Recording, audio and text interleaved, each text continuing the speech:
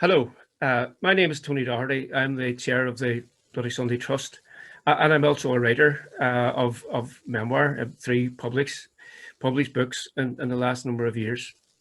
This is one of the first events of this year's Bloody Sunday commemoration, and I am joined by Margaret Urwin, who has written a recently published book called Fermanagh, From Plantation to the Peace Process. All of these events, by the way, are being held online this year for obvious reasons, and some are recorded and some are live. So, hello, Margaret. It's great to Hi, see Tony. you.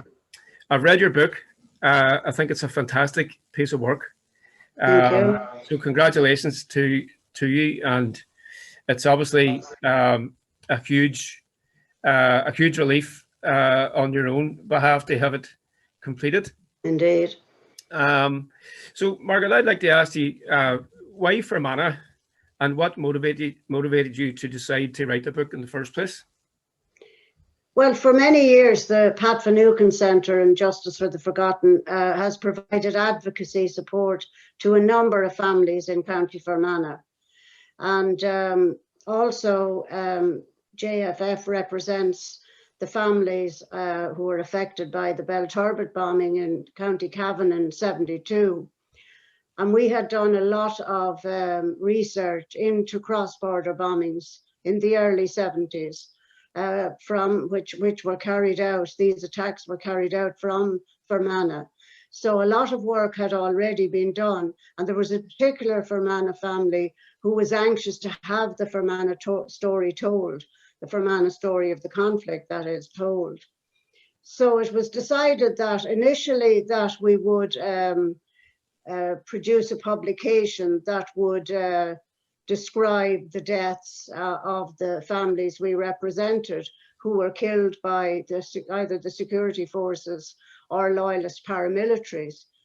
But when we advanced in our research, we discovered that there was a much wider and more challenging story to be told, because in actual fact, we discovered that of the 115 people who were killed in Fermanagh during the conflict, 100 of them, or 87%, were carried out by the IRA. So we knew that we had to reflect that in our publication. So we broadened it out to include all of the deaths in Fermanagh.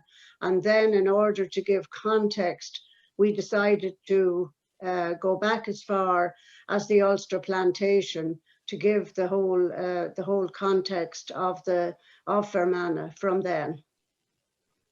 Okay, and in that sense, it is a history book, even though it comes right up to the present day, and it spans many historical phases, from the defeat and demise of the Gaelic order, the McMahons and the Maguires, and their traditions, through to the United Irishmen, the Great Hunger, and the impact of the Land League. Jumping forward a wee bit from that, and considering that you span quite a lot, I want to ask you about the Border Commission, and it's a sort of old version of a new debate on the border poll, going back over 100 years. We had the Boundary Commission, which stemmed directly from the Anglo-Irish Treaty of 1922. And obviously the effect of partition was to hem Fermanagh in the new state of Northern Ireland, between Donegal to the west and Cavan and Monaghan to the south. So do you want to just chat a wee bit about the importance of the Boundary Commission, and what's your view of the Irish negotiations of the time around the early 1920s? Yes, well, it formed when negotiations began in October 1921 on the Anglo-Irish Treaty. A boundary commission was part of those negotiations. And Michael Collins was very much under the impression that this boundary commission was going to deliver huge tracts of land from the north to the south. And he was convinced, as were most of the others, that they were going to get South Armagh, South Down, all of Fermanagh and Tyrone, and the city of Derry. They thought, well, all these areas have nationalist population, nationalist majorities, so we will get all that territory. And there was nothing like that at all when the Anglo-Irish Treaty was published for them, when the wording was complete. And the Boundary Commission was included as Article 12 of the treaty, but the British had included an extra phrase which changed the meaning quite substantially. And I might just read you the actual wording of Article 12, if I may. Yeah, okay. It says, reads, a commission shall be appointed by the British government to determine in accordance with the wishes of the inhabitants. And now this is the phrase, so far as may be compatible with economic and geographical conditions, the boundaries between Northern Ireland and the rest of Ireland. So this wording suggests that the wishes of the inhabitants could be subordinated to other considerations. And that was what happened. So the whole thing about the Boundary Commission was that it was a disaster from start to finish. The reason that many nationalists voted for the treaty was because of Article 12. And if Article 12 hadn't been included, they wouldn't have accepted it at all. And indeed, when the British also knew that if Article 12 wasn't included, that it wouldn't have been accepted. Yeah. And so eventually, when it was set up, you know, there was no geographical unit mentioned, not, for example, electoral division or barony or county. So, and also there was no mention of a plebiscite for it. Yeah. There were three commissioners. The British commissioner, who was the chairperson, was a guy from South Africa called Finucane. And then, of course, they found they couldn't appoint, the Northern Ireland government then refused to appoint a commissioner. So there had to be legislation for the British to appoint a second one for Northern Ireland. And then the Irish government decided to appoint Owen MacNeill, who had no legal training. The other two were lawyers. Owen MacNeill was an academic, and he was a former university lecturer. He was also the current Minister for Education. He had very little time to devote to the commission, and it was a very poor choice. And then subsequently, before the commission had reported, it was leaked, and there was consternation when it was found that huge tracts of Donegal were going to be ceded to the north. Yeah. Now, the south would have got more acres from mainly Fermanagh and Tyrone as well, some from Tyrone and Armagh, but mainly from Fermanagh. But anyway, the whole thing was a disaster. And Cosgrave rushed over to London, and this was in December 1925, by the time this was all complete. And they came to a new agreement, and they decided to leave the border as it was. And Article 12 of the Anglo-Irish Treaty was deleted. Yeah. And it was a very, very bad deal, and a very, very bad deal for nationalists north of the border, where you had complete majorities in the counties of Fermanagh and Tyrone. Okay, and moving up, I mean, that in a sense sort of sets the context for the next 50 years of rule by partition. But moving up to more recent times, like the Ulster Special Constabulary and the B Specials, many from the Unionist working class community joined the UDR from around 1970 onwards, but do not seem to have gravitated towards either the UDA or UVF like they did in the other 5 counties. How do you account for there being so little loyalist paramilitary activity in Fermanagh since the 1970s? Well, loyalist activity in Fermanagh began in 72. After the fall of Stormont, after it was disestablished by the British in March of 72, Unionists were absolutely furious, and Loyalists were ready for action at that stage. And certainly their first attack from Fermanagh was in October of 72 when they bombed Clonus. It didn't cause any fatalities at that stage, but that was when it began. And then they carried out a lot of cross-border bombings in those early 70s years. And the only one that caused fatalities was the bombing in Belturbet on the 28th of December 72, when two young teenagers were killed, Geraldine O'Reilly and Paddy Stanley. And subsequently then they killed 4 people in Fermanagh. And the final one was in May of 75. And one man was charged and convicted with that murder of a man called Patrick O'Reilly, who was killed. And one loyalist was convicted. And after that, there were no more loyalist killings in Fermanagh. Now, you have to remember that in other counties, like, for example, Armagh, Tyrone, deaths by loyalists also fell in the mid-70s, the mid to late 70s. And they didn't really start up on any great scale until the late 80s or early 90s, after the signing of the Anglo-Irish Agreement. Now, at that stage, when loyalists began again, at that stage, their focus was mainly on members of Sinn Féin and or family members of those who were members of Sinn Féin. And but in Fermanagh, they also were trying to attack IRA members. And in Fermanagh, I think most of the IRA units were operating from across the border into Fermanagh.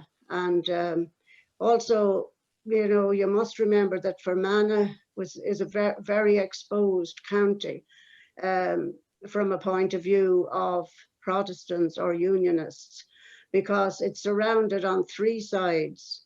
It has a very long border with the Republic today.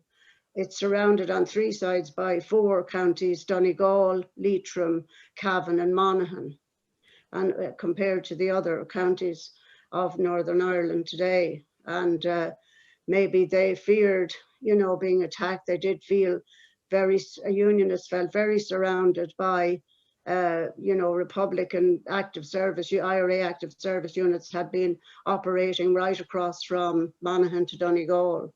So maybe loyalists were fearful of retaliation if they carried out further attacks. But you know, I can't come to any definitive conclusion as to why it happened. Yeah, but it happened nonetheless, and I think you've covered it quite well. Margaret, I'm going to ask you to read a passage about the UDR and aristocratic attitudes towards them. The passage is in the top page, the top paragraph, sorry, of page 2002. And then I'll ask you a wee question afterwards. Just read the single paragraph. In an interview with author Susan Mackay, Alan Henry Brooke, that's Viscount Brookborough and a grandson of Sir Basil Brooke, the former Prime Minister of Northern Ireland, criticised the business classes for their failure to support the security forces actively.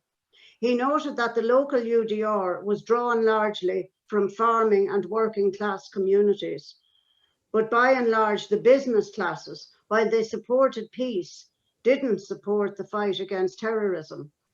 He was scornful of their complaints about the disruption checkpoints caused, observing that they jumped in their jags and headed for tennis and tea parties. This view is supported by an observation in a report of Brigadier John O'Byrne, the Defence Attaché at the British Embassy in Dublin, after a visit to Northern Ireland in September 1984. He noted a view that was expressed to him that the Unionist middle class were ducking out of their responsibilities, believing that whatever happened, their own lifestyle would survive, or alternatively, they would be able to leave Ireland. He was told that the backbone of the UDR was the farmers, mechanics, and indeed the unemployed. So he's praising the working classes, but he's very critical of the more wealthy middle classes. Now he himself did serve in the UDR. He originally served in the British Army and then transferred to the UDR in 1977, and he served as an officer there and subsequently in the Royal Irish Regiment. Yeah. Okay, and moving on a wee bit into more recent times as well, Margaret. Fermanagh and South Tyrone will, of course, always be associated with the election of Bobby Sands in 1981, and then followed by Owen Carron after Bobby Sands' death and on hunger strike. Is the memory of his election still a source of pride among Republicans, and on the other hand, a source of lingering resentment among Unionists? Yes, I think you're right on both counts, certain. But of course, in 1981, during the hunger strikes, certainly, I suppose all over the north would have been the same. But in Fermanagh, the communities became very polarized, and particularly then when this by-election came up, when the sitting MP passed away. And it was decided that Bobby Sands would stand for election. And the only person who stood against him was the Unionist Harry West. And it was believed that, that Harry West would win, because the British certainly did not think that Bobby Sands would win. They estimated that at most, that nationalists, only about 15 to 20,000 would vote for Bobby Sands, and that the others would abstain, allowing Harry West to take the seat. And all indications that the British had were that West was going to win.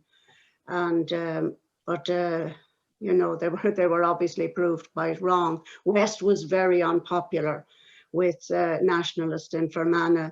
They associated him with the UDA, that he was connected in some way with the UDA, and also with some fraudulent land deals.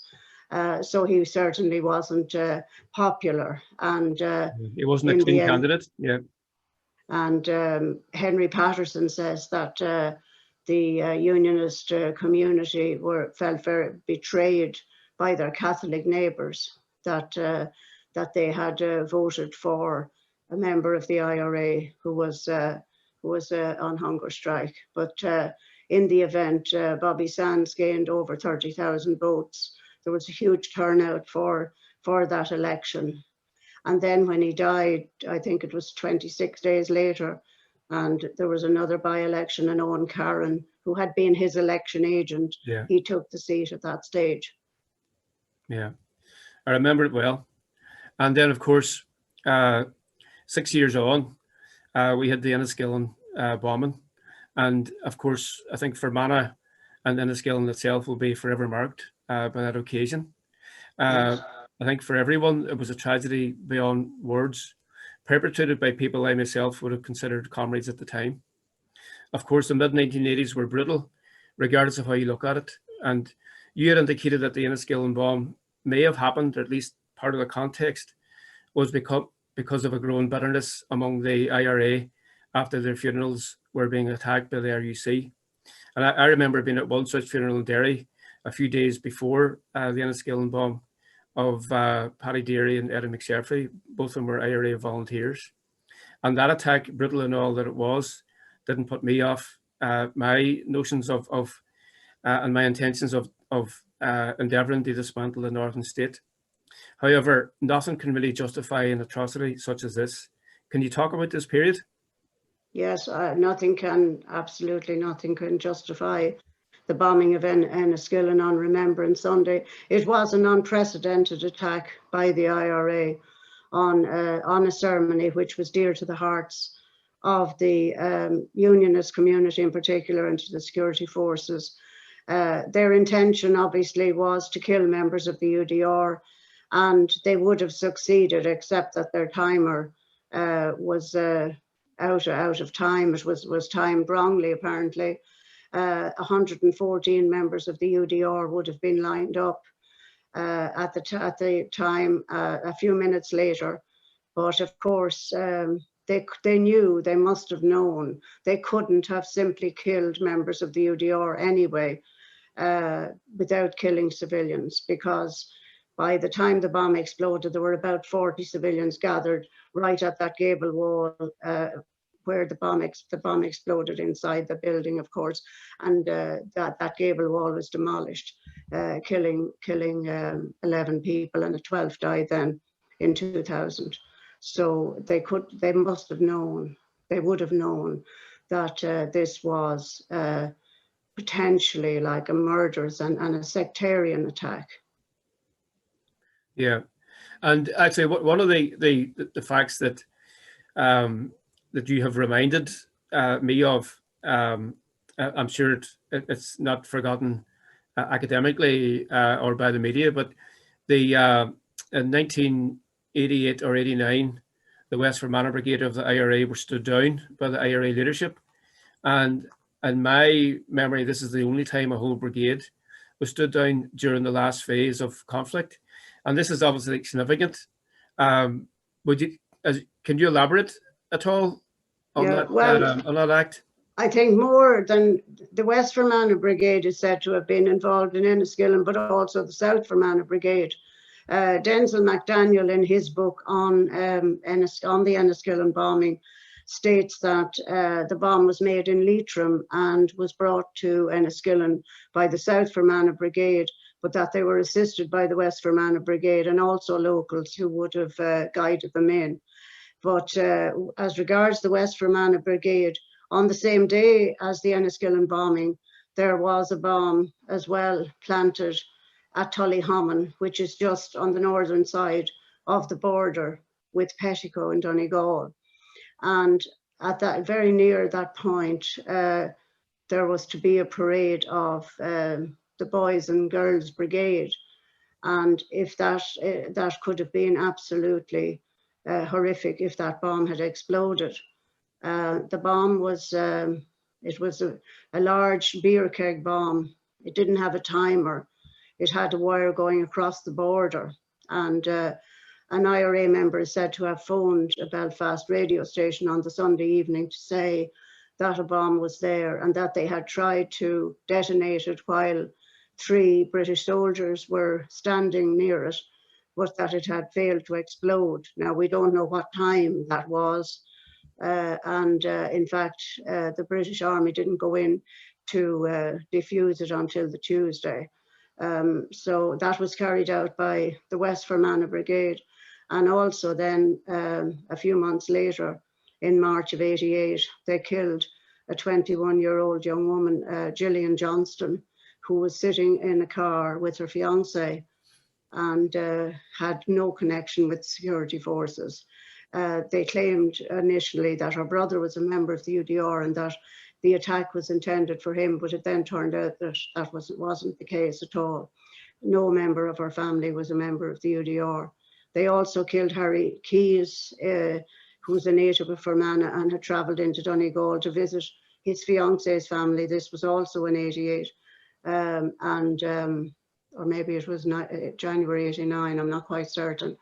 But he was killed as well. And he had been a member of the RUC reserve, but had resigned about 2 years previously. And also they had placed a bomb on a bus which was being driven by a UDR member.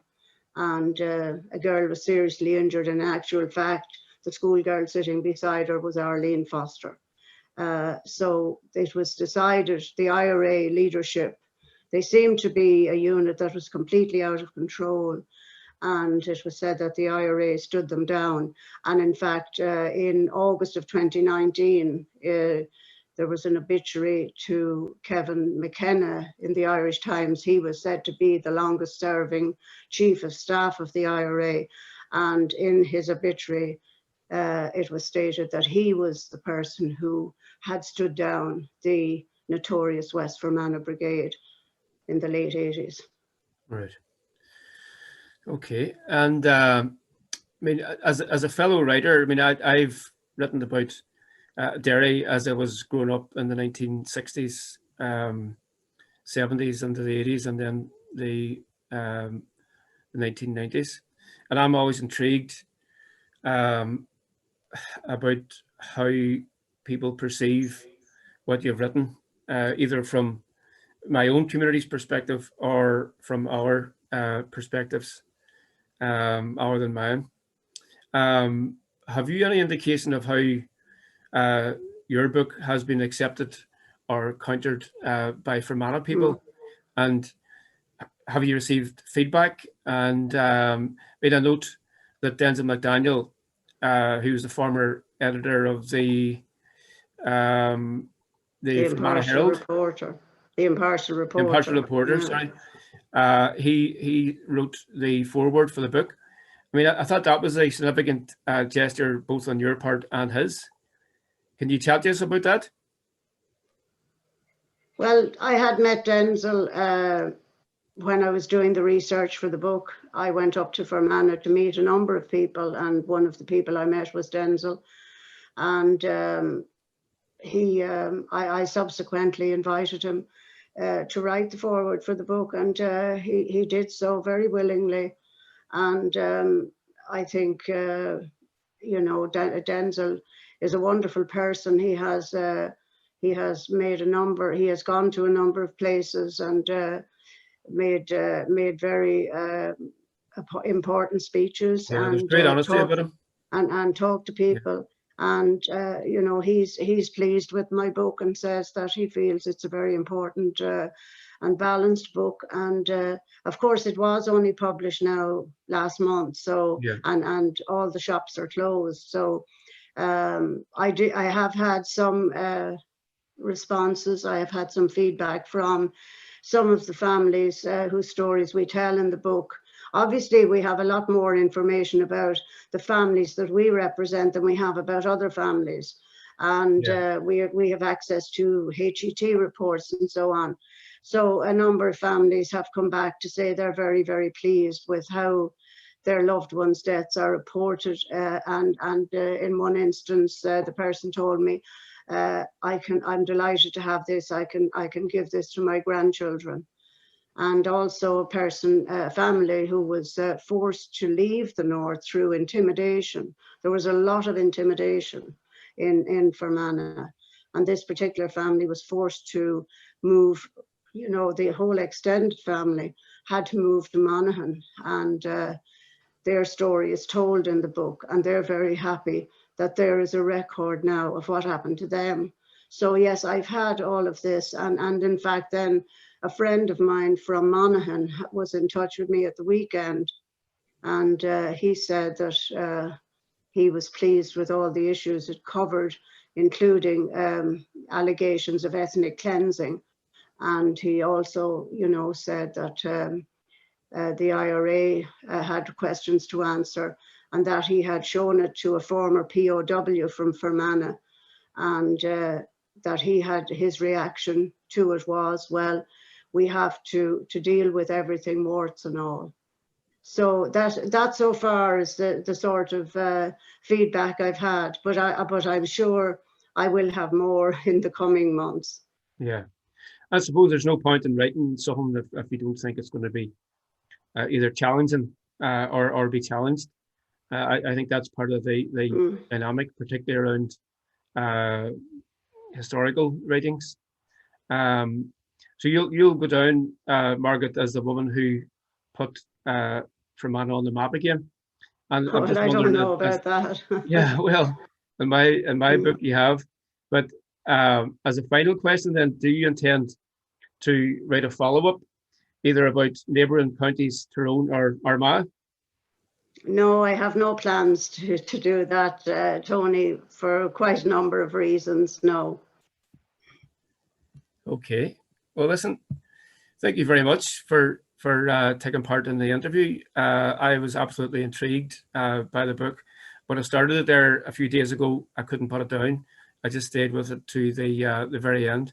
It's a formidable and compelling piece of work, and I would recommend it to all and sundry. So thanks very much, Margaret, the narrator of Fermanagh, from Plantation to Peace Process. And it's available from the publishers. That's eastwoodbooks.com/Fermanagh for people who are interested. Okay, eastwoodbooks.com. Eastwood, yeah. Thank you. Thanks very much, Tony. Okay, Margaret, thank you very much.